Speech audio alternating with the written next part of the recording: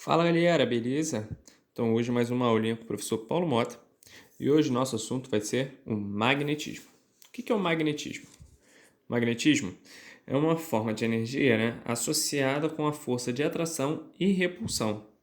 A gente pode ver essa energia atuando, nos ímãs naturais, que são provenientes da magnetita, são encontrados na natureza, ou também com ímãs artificiais, que eles podem ser feitos com metais misturados com cerâmica lá. Esses ímãs artificiais eles podem ser temporários e permanentes. Temporários vão ter um tempo limite de duração, permanente não, né? Aí nós vamos ter algumas características agora.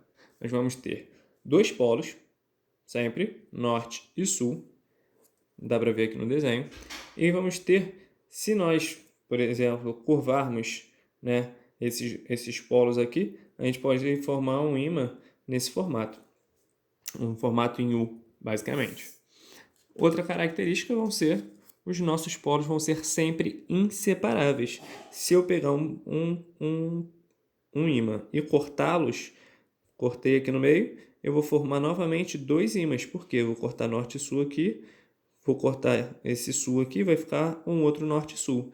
Então, uma parte desse aqui ficou norte e a outra parte foi cortada sul, né? Então, vamos ter norte e sul. Outra coisa é que vamos ter a relação, que acontece quando os polos são iguais e quando os polos são diferentes, quando chegamos próximo um do outro. Nós vamos ter polos iguais, eles vão se repelirem, e os polos diferentes vão ser sempre se atraindo. Aqui eu vou mostrar para vocês, se os seus polos iguais eles se repelem, nós vamos ter aqui polos iguais. Sul e sul são iguais, eles estão mais próximos um do outro, eles vão se atrair ou vão repelir? Iguais, se repelem. Então, sua força magnética vai ser jogada para cá. Contrário, né? Contrário a eles. E, são diferentes. Os diferentes, eles vão se atrair. Beleza? Se atraiu, aquele ditadinho. Os opostos se atraem. Então, os diferentes vão se atrair e os iguais, obviamente, têm que se repelir. Agora a gente vai falar de um processo de imantação. Como assim? A gente vai ter como transformar alguns materiais em ímãs, por exemplo. Nós vamos ter três processos: uma indução magnética, o atrito e a corrente elétrica. Indução magnética é quando nós temos a proximidade de algum material com um campo magnético, ou seja, alguma coisa que tem um campo magnético se aproxime de um corpo que tem uma propriedade magnética, pode transformá-lo em um ímã. O atrito, por exemplo, quando a gente atritar uma barra de ferro, alguma coisa do tipo, os elétrons que estão ali, eles podem ficar imantados. E uma corrente elétrica, se a gente tem uma barra de ferro enrolada num fio, por exemplo, e esse fio ele está passando uma corrente elétrica, e essa barra de ferro ela fica imantada também. Isso pode acontecer. Aí nós vamos ter agora linhas de indução magnética. Elas sempre saem do norte ao sul ou seja, no caso, a gente tem aqui um ímã. Essas linhas são basicamente como é que a gente pode visualizar o que está acontecendo ali das forças, atraindo, repelindo e tudo mais. Então, se elas saem do norte ao sul, ela sai do norte e vem ao sul. Sai por aqui e entra por aqui. Dentro do ímã é do sul ao norte. Mantém se fazendo esse mesmo trajeto.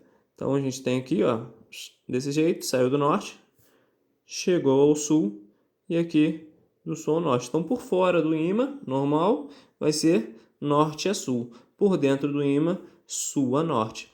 Nos polos, vamos ter a maior concentração de linhas. Por quê? Aqui vai estar saindo todas as linhas. Aqui não sai.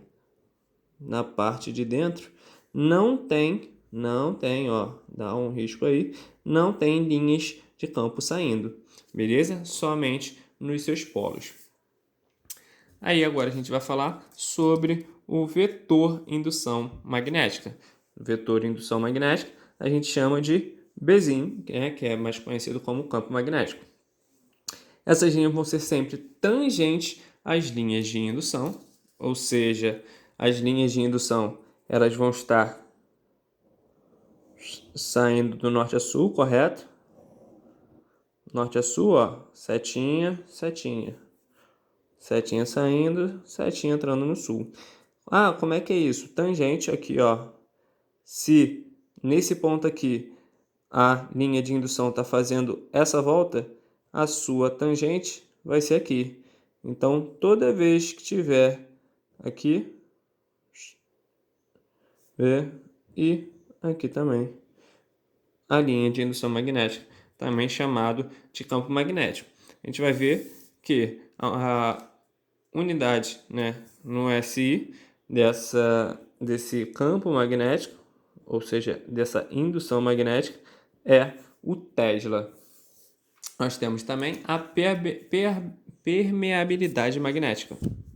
A permeabilidade magnética é basicamente a facilidade, pensem bem, facilidade em que linhas podem atravessar um dado material. No vácuo, nós temos um valor direto, que basicamente o mais utilizado nas questões. Então, esse aqui é o valor que vocês têm que gravar, os outros vocês vão entender de outras formas. 4π vezes 10 a menos 7 web por A vezes M. Ok?